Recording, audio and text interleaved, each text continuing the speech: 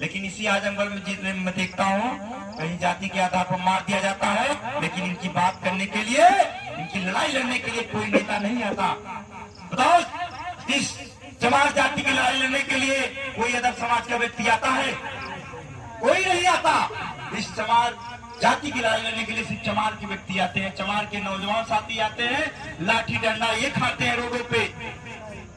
लेकिन फायदा लेने के लिए इस समाज में ऐसे निकम्मे, ऐसे बहरूपिया इस समाज में नीला झंडा डंडा लेके आते हैं, कहते हैं कि मेरे लोग हो, मैं आपका अपना हूँ। लेकिन जब इस समाज की आवाज, इस बहन बेटी की आबरू की इज्जत लूटी जाती है, ये निपूजा तो पता नहीं चलता है।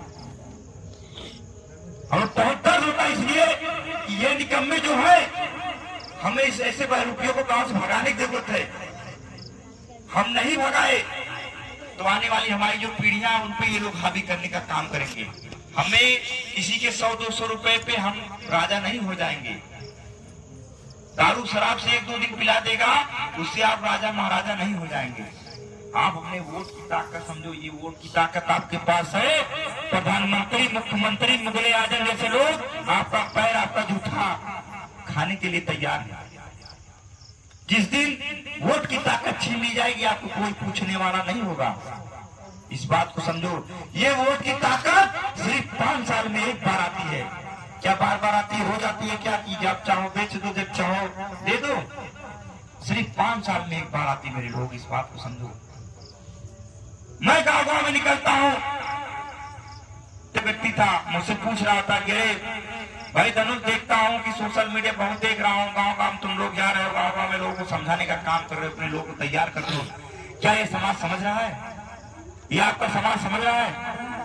क्यों लड़ रहे हो समाज की लड़ाई? वो मुझसे यही शब्द बोला, तो मैं उसको एक प्यारा सा जवाब दिया कि अब तुम्हें देखा नहीं जा रहा है, तुम लोगों को देखा नहीं जा रहा है कि अब तुम्हें डर है कि मैं जिनको गुलाम बनाता सदियों से चलाया हूँ, जिनको हम लोगों ने दबाने का काम करता चलाया हूँ, कि अब वो लोग तैयार हो रहे हैं, वो जागरूक हो रहे हैं, अब तुम लोग को देखा नहीं जा रहा है। तो उसने कहा कि क्या कोई परिवर्तन हो रहा है? मैंने कहा बहुत परिवर्तन हो रहा है, क्योंकि ये मेरा समाज है, ये मेरे दर्द को, मेरी बात को, मेरे समाज की बात को, अपनी बहन बेटियों की बात को समझेगा। हम लोग जो आज संघर्ष कर रहे हैं, आज एक चिंगारी आने वाले समय में तूफान बनेगी। सिर्फ ये आजमगढ़ जिले में नहीं, आने वाले समय में पूरे उत्तर प्रदेश में हम लोग जाएंगे।